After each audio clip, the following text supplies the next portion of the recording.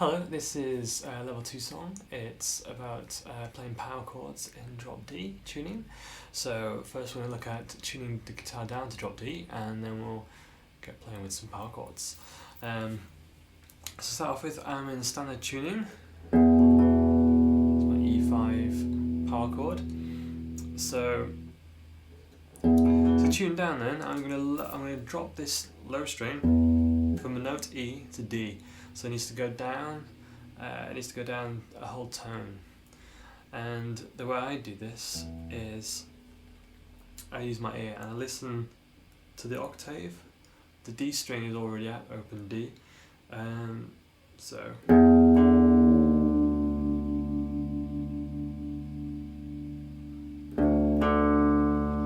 you can hear that they're both now D. Another way of doing that, by the way, if you're back up in standard again, if you know how to tune from one string to the next by playing the 5th fret, so if I played the 5th fret on the lowest E string, that sounds the same as the next string open. What you can do is, instead of playing 5th fret for standard, you play the 7th fret for drop D. So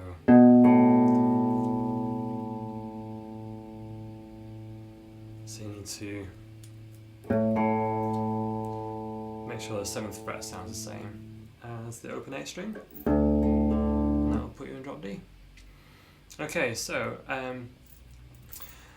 a common use of drop D tuning is in rock and metal, and the reason for that is because power chords are so commonly used in those styles. It makes it easier to play power chords. So, like the lesson on power chords, we play power chords with 3 fingers like this.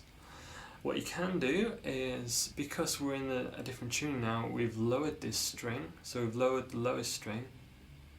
We then have to play it 2 frets higher to get the same pitch. I'll show you the example down here. So if we had open E5, open E power chord in standard tuning, this is what we played here. In drop D it's going to sound not quite right. So what we do to accommodate for the fact that we've tuned that string down, made this lowest string lower, we're going to have to play it higher to get the same pitch. And now I've just barred my finger across all 3 strings. Now with this you can slide around, play different frets. You can also palm mute, which is quite a common technique to use in conjunction with this. Distortion, again, is something else.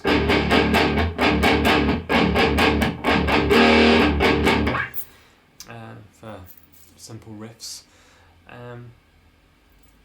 So if I play a sample riff for you, get you started, I'm just going to be around this area of the fretboard.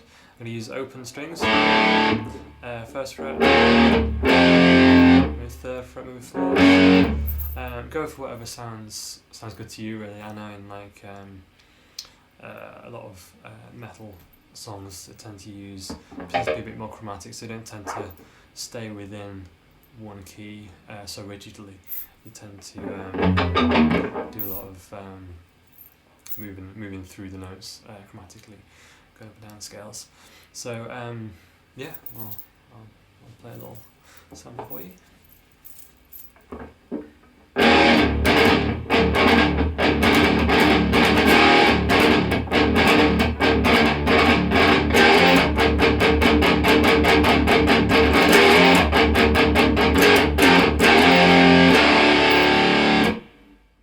Okay, so to explain a little further with what I did there, I was using the open strings mainly, a lot of palm muting going on, and I used the 1st fret and the 3rd fret, so partway through the riff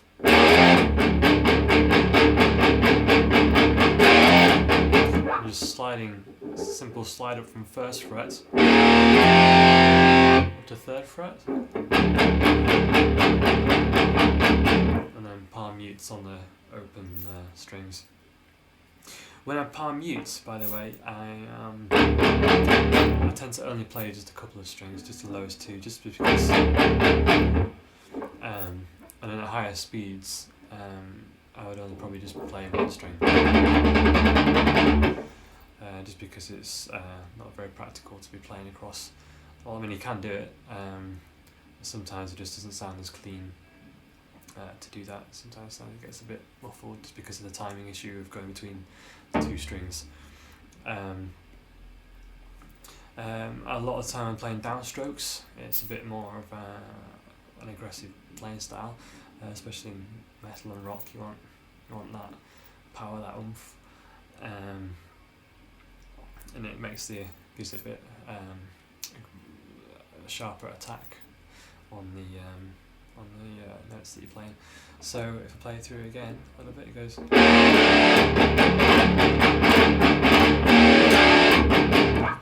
Like that, and then from the